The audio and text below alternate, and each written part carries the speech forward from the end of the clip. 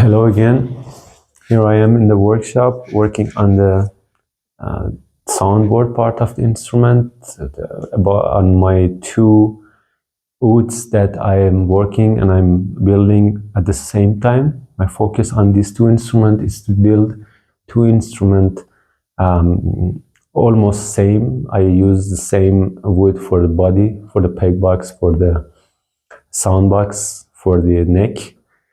But on the soundboard, I really like to focus on the differences between the very famous two woods that most of the luthiers using for their ouds, which are the spruce wood and the red cedar.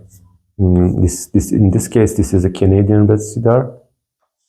So while I was working on the soundboards, I glued the soundboards, two pieces of soundboards together, and then start planing the soundboard to reach the thickness of 2.3 millimeter on the soundboard. Then I think and I stop my work to have more research and collect more information on to give more information and give a more clear view on the different strategies of the thickness on the soundboard. So I start search online and read again some information that I got from the past. And I ask some friends and different luthiers to give me some information and give some ideas about the thickness strategy on the soundboard before bracing this. And I'd really like to share the information with others, also to collaborate, sharing information, working with other luthiers, also documenting my process for later luthiers, for the people who wants to build their instruments and have more clear view on their work. Some very lovely friends, they give me some information and give some more ideas on this thickness strategy, because as I noticed, most of the luthiers believe that the thickness of the soundboard in the oud is not the same all over the soundboard. So we have a different thickness, very, very tiny different thicknesses on the soundboard of the oud, on the soundboard. So I asked them and tried to find the common area that most of them have some kind of agreement on this kind of strategy. And as you know, making the soundboard, as I always say, is a kind of crafting a soul for the instrument. So it's the most important part of the building of this instrument, because you actually make and build the sound of this instrument. And if you have a clear view on what you are doing on this part, it gives you the ability to make the sound that you like. Sometimes some players actually order an instrument to you that they want some specific kind of sound. They want a deep, warm sound or more clear, crisp sound and different type of sound. And you have to know what to do with the soundboard to make that sound for them. This part of instrument making in this area of the work, in this step of the work, you have to trust your instinct. You have to grow your actually the information that you have from the past project, from the previous project. So it's a kind of mental and kind of memory that you have to grow yourself, and you trust your feelings on tapping the sound and hearing the sound, touching the sound, about the density of the wood, about the weight, and the different characteristics of the wood that you work with. So this technical information will help you on this way, but you have also to trust your feelings and trust your experiences on making the soundboard for your oud. So let me show you what I got on the paper. Then I will tell you about the thickness of my project, of my soundboards. And then we will judge after the oud. These ouds are finished. So let's see. So here is my oud. I draw the pattern. It's the same as the wood that you see here. This is the German spruce. The thickness is right now is almost get there. It's on the spruce wood is a little bit thinner than the red cedar, because the red cedar is less dense wood, and we need, and also more resonate and more sustained wood. Luthiers always said that if you want a very warm sound, warmer than spruce sound, you can go for red cedar. I like red cedar. Working with the red cedar is a little bit harder than spruce because it's so soft, and working with the very soft wood have its own challenges. But I really like to work with these both of types of the wood. So this is the face of instrument. So at the left side we have the bass part, and at the right side the triple part of the sound. Also, we will have a fingerboard here in this area, almost.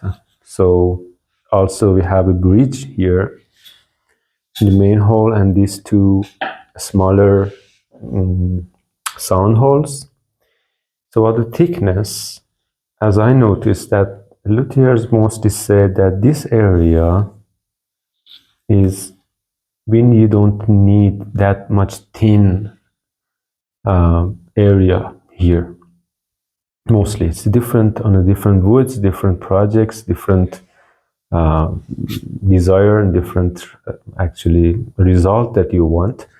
But mostly I recommend that maybe on a spruce wood you can have 1.9 to 2 millimeter here, or sometimes 2.2 also. But I like to keep this part in 2 millimeter. Also about this area on the bottom part of the soundboard, which is want to handle more tension, more pressure of the strings. And also some luthiers say this area also we can talk. So the bridge also can be more strong, so we don't make this area also that thin like the bridge part, like the neck part.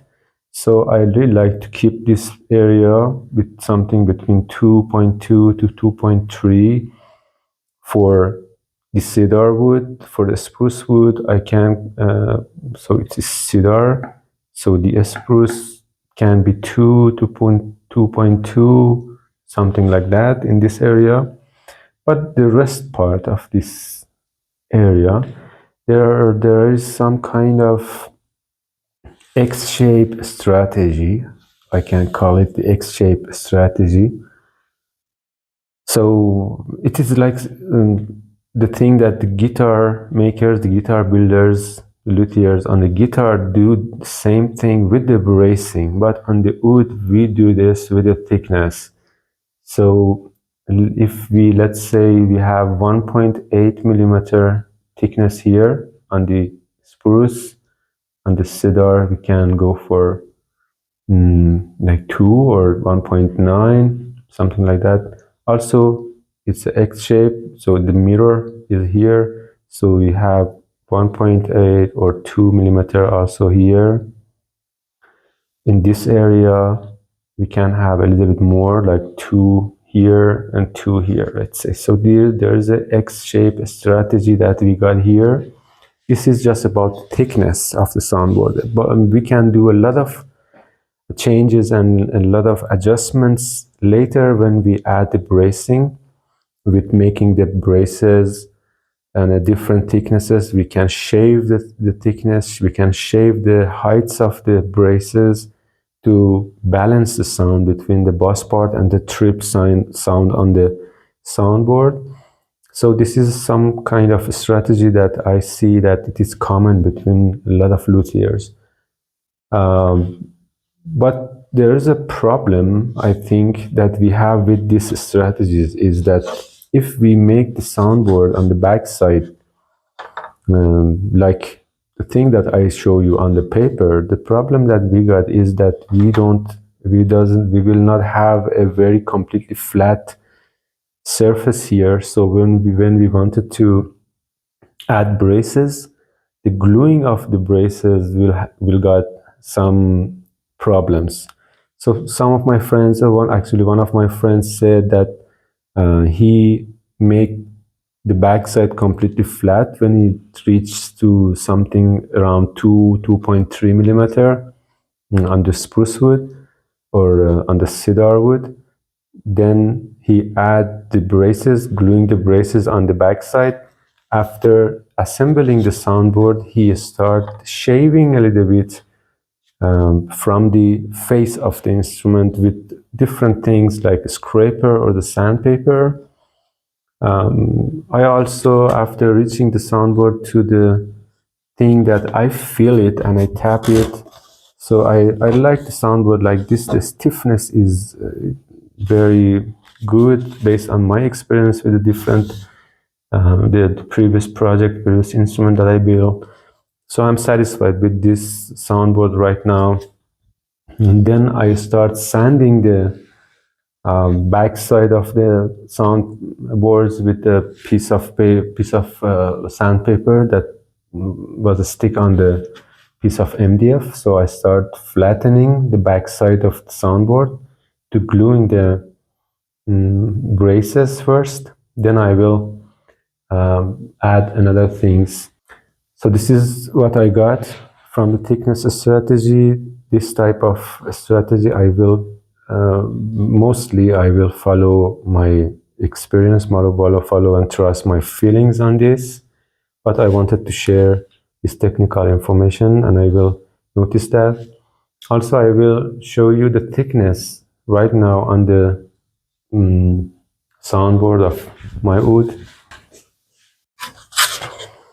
So right now I got almost 1.9 here on the bridge area, a little bit more, 2.3 here on the bottom part of the soundboard.